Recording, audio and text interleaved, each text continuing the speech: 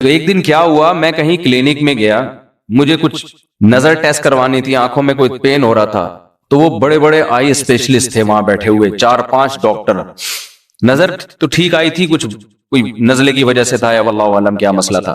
تو وہ 4 ڈاکٹر بیٹھ کے باتیں کر رہے تھے کہ یار ادھر فلاں جگہ جو ہے ایک ویکینسی ہے، اس میں اتنے ₹1,000 تنخواہ، اور فلاں جگہ اتنے ₹1,000، فلاں جگہ نا پیسوں کی نا کروڑ لاکھوں ہزاروں کی باتیں ہو رہی تھی. میں 15 منٹ بیٹھا تو مسلسل یہی باتیں، یعنی پیسے سے بات شروع اور پیسے پہ ختم.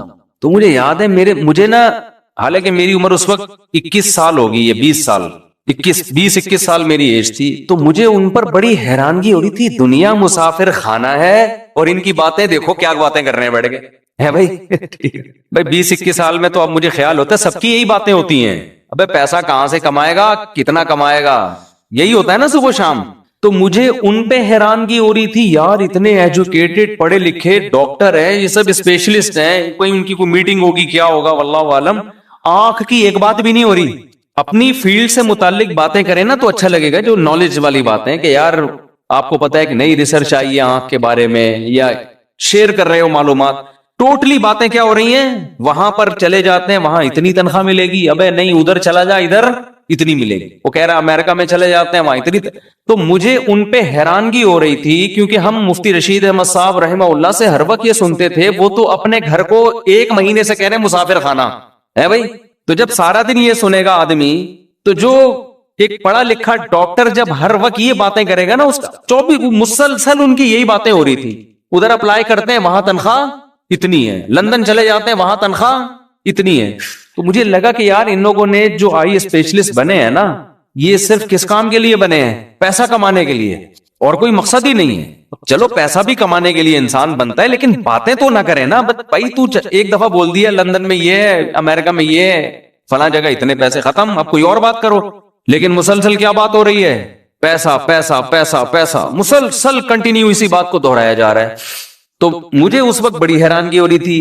اب میں سوچتا ہوں کہ مجھے حیرانگی کیوں ہو رہی تھی. اس لیے ہو رہی تھی کہ 24 گھنٹے ہم بات کیا سن رہے تھے، دنیا کیا ہے، مسافر خانہ، یہ دل لگانے کی جگہ نہیں ہے. اب بتاؤ، وہ ڈاکٹروں کو میں بے وقوف لگ رہا تھا اگر میں ان کے پاس بیٹھ کے یہ بات کرتا، ڈاکٹر صاحب دنیا مسافر خانہ ہے، آپ کو ہو کیا گیا، ادھر 1 لاکھ مل رہے ہیں، ادھر 2 لاکھ مل رہے ہیں، ادھر 4 لاکھ مل رہے ہیں، تو بس کرو یار، کوئی اور بات کر لو بیٹھ کے. 4 لاکھ مل رہے ہیں تو کیا کر لیں، کوئی اور بات کرو. تو وہ مجھے کیا سمجھتے، یہ کون ہے، بے وقوف، اور مجھے وہ کیا لگ رہے تھے، بے وقوف. میں ان کو الو سمجھ رہا تھا، اور وہ اس مولوی کو کیا سمجھ رہے تھے. اگر میں اپنی دل کی بات ان سے شیئر کر لیتا تو مجھے کیا سمجھتے وہ، بے وقوف. اگر میں ان سے کہتا وہاں بیٹھ کے کہ بھئی آپ جو کہہ رہے ہو کہ فلاں جگہ آپ جاب کر لیں تو آپ کو 1.5 لاکھ ملیں گے، اس کو 2 لاکھ ملیں گے، تو بس کرو، کوئی اور ڈنگ، دنیا مسافر خانہ ہے، اس کو اتنی لفٹ کیوں کرا رہے ہو. میں اگر یہ بیچ میں ٹوک دیتا ان کو تو وہ غصہ کرتے نا، بولتے بھائی مولوی تو اپنی آنکھیں چیک کرا، پتلی گلی سے نکل یہاں سے، پاگلوں والی باتیں نہیں کرو. پھر کہتے ہاں بتا کیا کہہ رہے تھے تو، 2 لاکھ کہاں مل رہے تھے، پھر دوبارہ وہیں سے جہاں سے چھوڑا تھا نا وہیں سے شروع کر دیتے. اب آپ بتاؤ بات کس کی صحیح تھی. اگر میں ٹوک دیتا ہوں ان کو کہ مسافر خانہ اتنا لفٹ کراؤ جتنی ہے اس کی حیثیت، تو وہ 4 آدمی مل کے مجھے ملامت کرتے. لیکن مجھے غالب گمان یہ ہے، کیونکہ یہ بہت پرانا واقعہ ہے، 20-25 سال ہو گئے، مجھے لگتا ہے ان میں سے 3 کا کم از کم انا للہ ہو چکا ہوگا اب تک، کیونکہ وہ ایجڈ تھے تھوڑے. 3 کا نہیں تو کم از کم 2 کا تو ہو ہی چکا ہوگا انا للہ. شتر مرغ کے بچے جب آپ پالتے ہیں نا تو 50% زندہ رہتے ہیں، 50% اس میں مر جاتے ہیں، ٹھیک ہے نا، جنرل نالج. تو اسی طرح جب آپ کی ایج 50 سال کے کسی بندے سے آپ ملتے ہیں تو آپ 20 سال کے بعد یہ پیشگوئی کر سکتے ہیں پاکستان میں کہ جتنا شتر مرغ کے بچوں میں مرنے کا ریشو ہے نا، 50 سال کے آدمی کا 20 سال بعد ان میں بھی کم سے کم 50% ریشو، یعنی آج جو 50 سال کا ہے ان میں 10 آدمی اگر 50-50 کے نظر آئیں تو آپ پیشگوئی کر سکتے ہیں کہ آج سے 20 سال کے بعد آپ میں سے 5 آدمی انا للہ ہو چکا ہوگا نا. 70 تک کراس کرنے والے بمشکل 50% ہوں گے، بمشکل. بہت بڑی بات کہہ دی میں نے، یعنی ورنہ تو امید ہے کہ سبھی مر چکے ہوں گے، لیکن وہ ڈر جائیں گے، وہ کہیں نہ مر جائیں کہیں.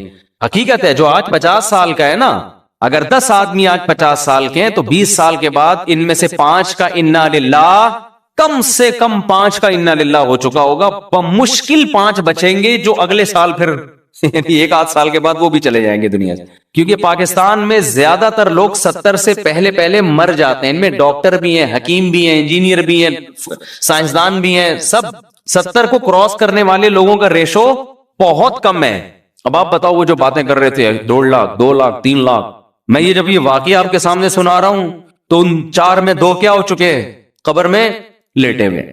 अब उनको अल्लाह जिंदगी दे, आपस में जरा गपशप लगाओ, वो बात करें यार हम उस दिन कह रहे थे 2 लाख 3 लाख 4 लाख, हमने थोड़ी सी जिंदगी के पीछे क्या, हमें पता होता इतनी जल्दी कब्र में आना है तो चलो 2 लाख वाला भी ठीक था, 4 लाख वाला भी ठीक था, रोटी तो सभी को मिल गई, क्या ख्याल है, खाना सभी को मिल गया, 2 लाख वाले को भी मिल गया, 4 लाख वाले को मिल गया, तो क्या इतना बड़ा मसला नहीं था ये जितना बड़ा हमने इसको बना लिया था।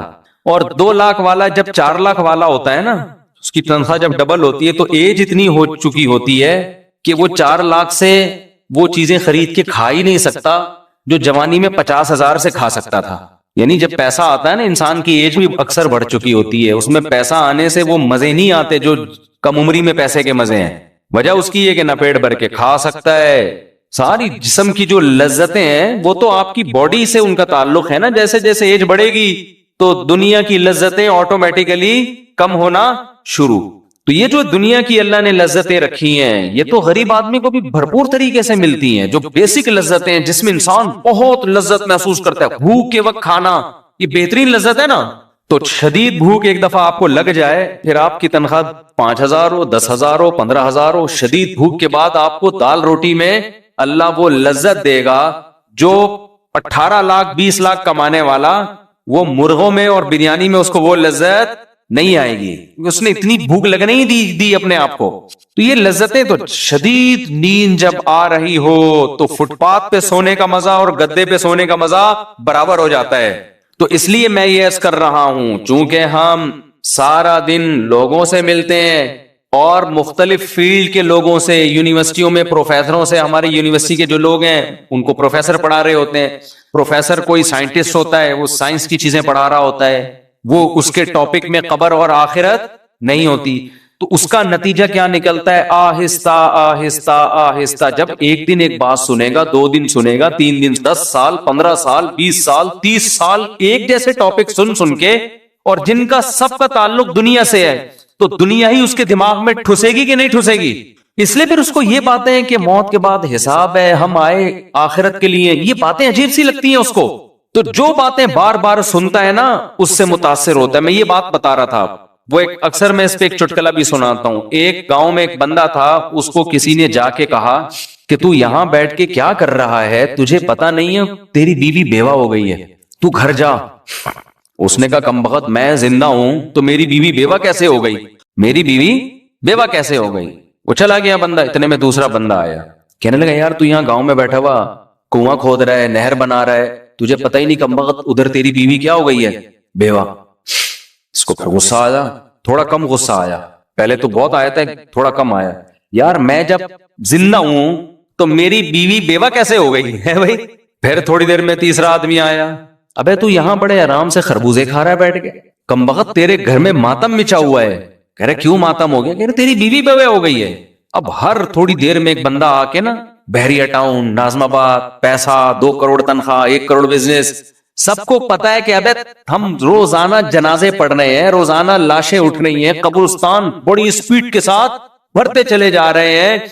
कराची के कब्रिस्तानों में, इतने बड़े बड़े कब्रिस्तानों में कब्र में बंदा रखने की जगह नहीं है। बहरिया टाउन जितनी स्पीड से आबाद हो रहा है ना, कब्रिस्तानों के आबाद होने का रेशो उससे 10 गुना ज्यादा है।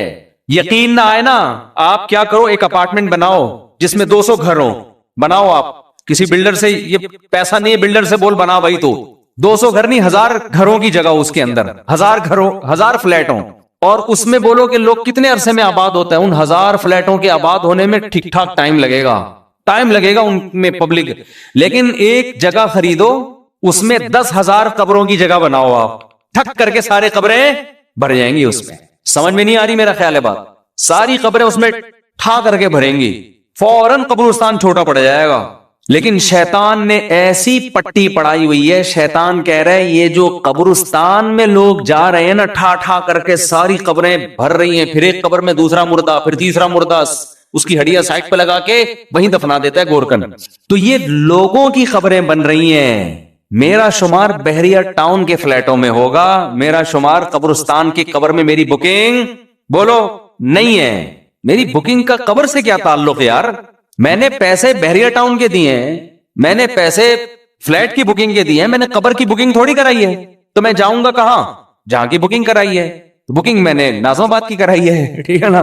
تو جس کی بکنگ کرا رہا ہے، جس پہ پیسے خرچ کر رہا ہے، جس کی باتیں کر رہا ہے، دماغ میں وہی خناس بھر گیا اس کے. یہ نہیں پتا کہ وہاں کا فلیٹ تجھے کمبخت ملے نہ ملے، تو ادھر لازمی قبروں میں قبریں تو بھریں گی، زیادہ اسپیڈ سے بھریں گی. تو اب سارا دن یہ باتیں سن سن کے کر کے کھوپڑی کیا ہو گئی ہے؟ انسانوں کی خراب ہو گئی ہے. اللہ الحم سے لے کے والناس تک ایک ہی بات کرتا ہے، صرف ایک اللہ ہی ہے جو آخرت کی باتیں کرتا ہے، کیونکہ اس کو پتا ہے کہ ایک سور پھونکا جائے گا، سب برباد. ایک قیامت تو تم پہ اس وقت آتی ہے جب تم مرتے ہو، اور ایک قیامت اس کائنات پہ آئے گی جب یہ پوری کائنات کو میں تباہ و برباد کر دوں گا. یہ دونوں قیامتیں انسان پہ آتی ہیں اور یہ سب ختم. فَيَذَرُهَا قَاعًا صَفْصَفًا، چٹیل میدان بنا دوں گا اس کو. یہ جو آپ کو ترقی نظر آ رہی ہے نا، اتنی اونچی اونچی بلڈنگیں، اتنے اونچے اونچے پہاڑ، قرآن کہتا ہے فَيَذَرُهَا قَاعًا، چٹیل میدان، صَفْصَفًا لَا تَرَىٰ فِيهَا عِوَجًا وَلَا أَمْتًا، کوئی ڈھلان ایک سپیڈ بریکر بھی نہیں نظر آئے گا. ماؤنٹ ایوریسٹ تو بہت دور کی بات ہے، ایسا برابر کروں گا. یہ بتانے کے لیے کہ مسافر خانہ تھا، مسافر خانہ ہے، مسافر خانہ رہے گا. اس کی وہ ویلیو اللہ کی نظر میں نہیں ہے جتنی ویلیو تمہاری نظر میں. مچھر کے پر کے برابر بھی ویلیو نہیں ہے. اور اس مچھر کے پر پہ کیسا دل آ رہا ہے، کیسا ہر وقت. میں حیران ہوتا ہوں نا جب مجھے کوئی 80 سال کا بوڑھا بتا رہا ہوتا ہے، غیبت اس لیے نہیں، آپ کو کیا پتا کہ کس کی بات ہو رہی، وہ بتا رہا ہوتا ہے کاروبار میں لاس ہو گیا، بڑا مسئلہ ہو گیا ہے، کیا کریں، میں ٹینشن میں ہوں.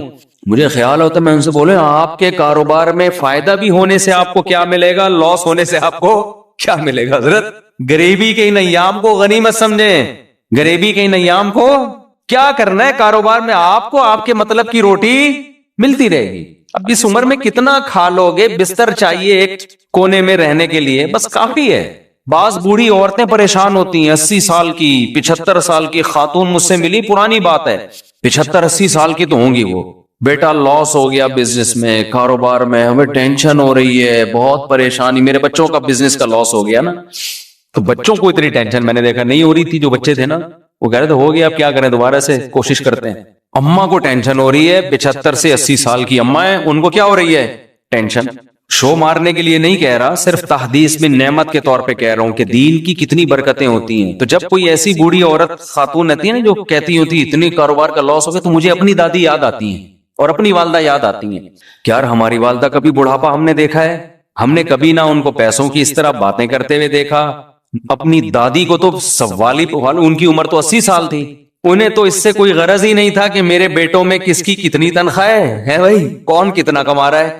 ان کو تو اپنا ایک مسلح بچھا ہوا تھا، ایک تخت تھا ہماری دادی کا نا، ایک تخت تھا، اس کے اوپر کئی تہیں بچھی ہوئی تھی، ہر تہ کے نیچے کچھ رکھا ہوا ہوتا تھا پرانا، جو جہیز میں ان کو کسی زمانے میں ملا تھا، پرانی باقیات. وہ جو ایک تخت تھا نا ہماری دادی کا، اس میں ایک پاندان تھا جو جہیز میں ان کو ملا تھا قبل مسیح پاندان.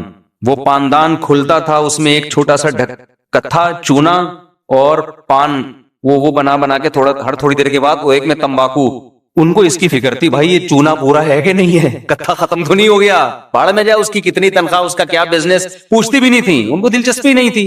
وجہ کیا ہے، دنیا جو زندگی انہوں نے گزاری وہ دولت کی باتوں میں نہیں، ہر وقت ہاتھ میں تسبیح، شوال کے 6 روزے، ایام 20 کے روزے، نفلی روزے، تلاوت قرآن، پرواہ کہ کون کتنا کما رہا ہے. ان کو یہ تھا کہ بھئی میرے بچے جتنا بھی کما رہے ہیں پوتے، میرے خرچے الحمدللہ وہ پورے کر رہے ہیں، تو میرا کیا خرچہ ہے بھائی، مجھے ایک جگہ چاہیے، ٹھکانہ چاہیے، مجھے یہ کمرہ ملا ہوا ہے، یہ تخت ملا ہوا ہے، یہ مصلی ہے، یہ اللہ اور یہ میں، ٹھیک ہے نا.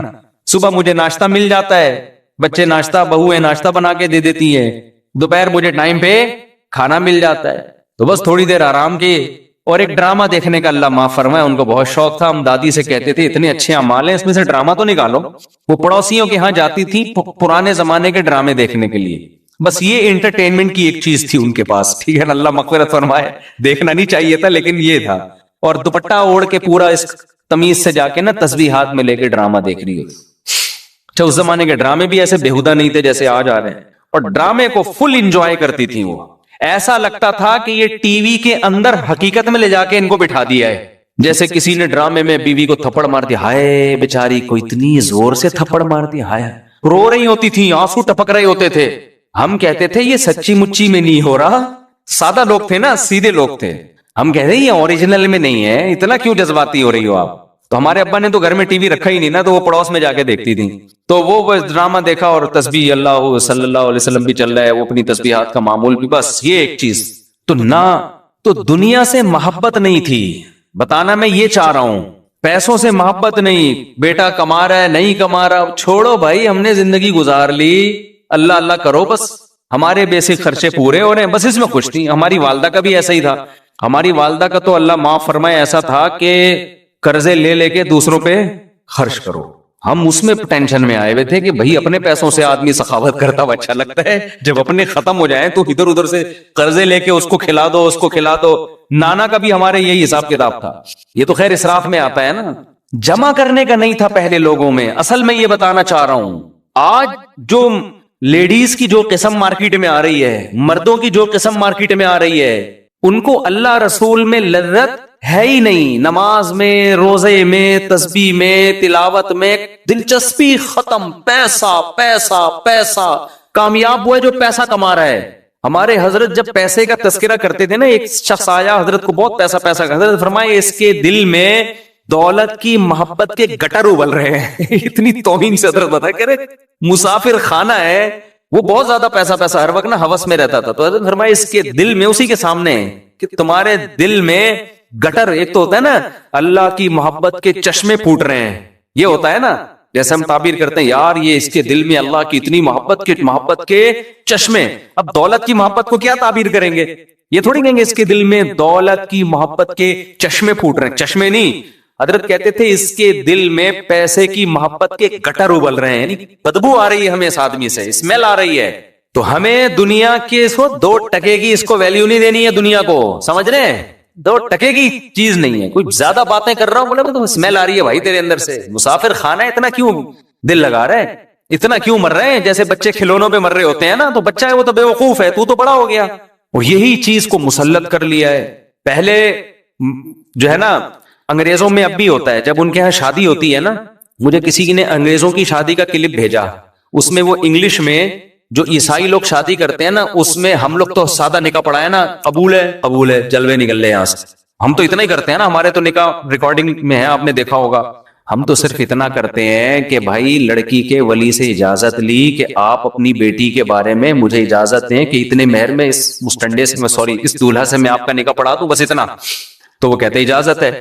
تو میں کہتا ہوں میں نے فلانی بنتے فلاں کا نکاح اتنے مہر میں آپ سے پڑھایا, آپ نے قبول کیا, وہ کہتے ہیں قبول کیا, ختم قصہ.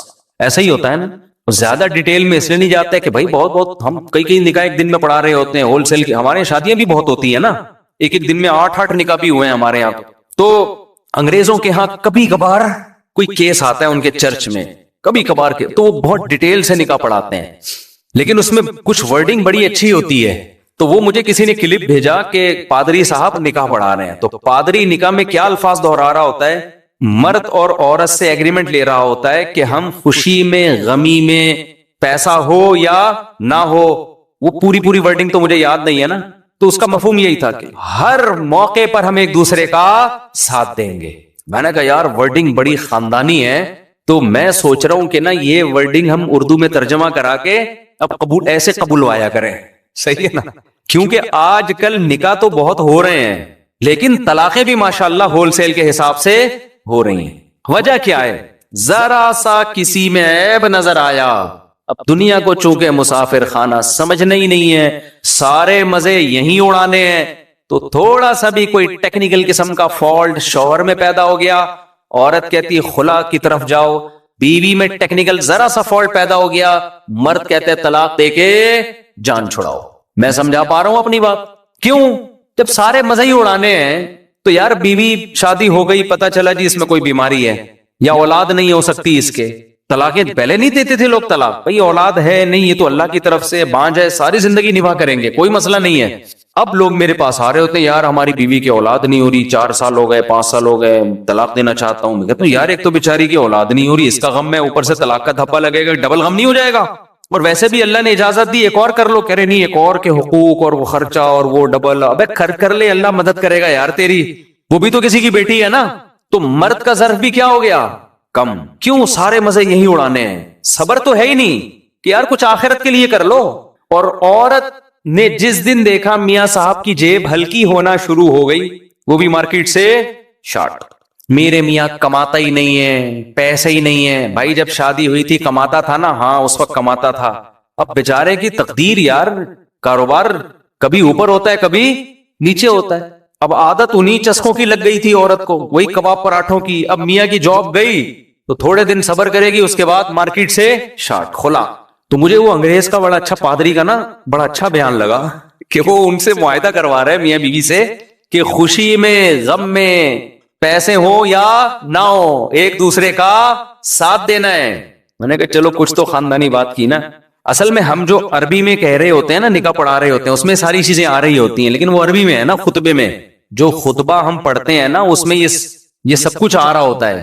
یا ایھا الذین آمنوا اتقوا اللہ وقولوا قولا سدیدا، یہ خطبہ پڑھا جاتا ہے۔ اے ایمان والو، قرآن کی آیت ہے، اللہ سے ڈرو، صحیح بات کیا کرو۔